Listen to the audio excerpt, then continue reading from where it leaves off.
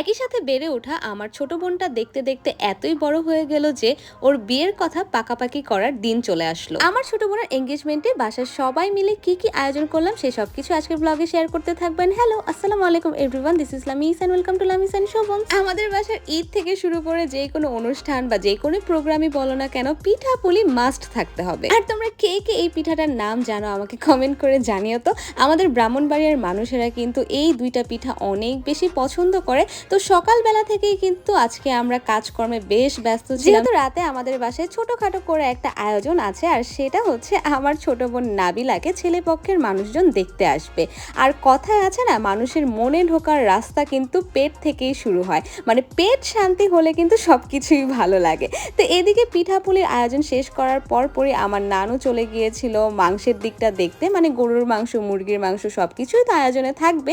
তো এদিকে রান্না বান্না হতে হতে আমি জলদি করে ব্রেকফাস্টটা সেরে নিচ্ছি। এদিকে আমি নিজে খুবই তাড়াহুড়া করে ব্রেকফাস্টটা শেষ করে ফেলছিলাম, কারণ বাসায় আজকে সবার অনেক বেশি কাজ আর অনেক অনেক দায়িত্ব। পরোটা নেহারি দিয়ে ব্রেকফাস্টটা শেষ করে আমি রুমে চলে আসলাম, কারণ সবার রুমই আমি গুছিয়ে দিব বলে ঠিক করেছিলাম।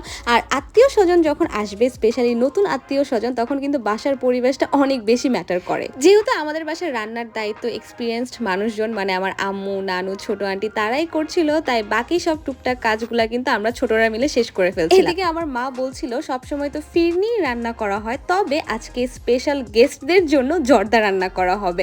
আমার আম্মুর হাতের যে কোনো ডেজার্ট এত বেশি মজা হয়, মানে কি আর বলবো।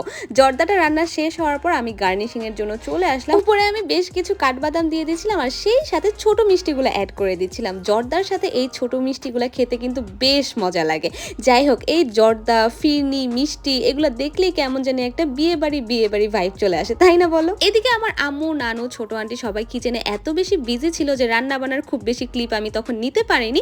সন্ধ্যার দিকে আমার বোন সাজুগুজু করতে বসে গেল, আর ওকে হেল্প করছিল আমার কাজিন মৌনতা। মাশাল্লাহ, ও এত বেশি সুন্দর করে সবাইকে সাজাতে পারে। আমার ছোট বোনকে যেহেতু দেখতে আসবে, বড় বোন হিসেবে আমার কিন্তু অনেক দায়িত্ব রয়েছে, তাই আমি আগে ভাগে একটু নিজেকে ফিটফাট করে নিলাম। আর গেস্ট আসার আগেই কিন্তু আমি ঠান্ডা ঠান্ডা শরবত সবার জন্য রেডি করে রেখেছিলাম।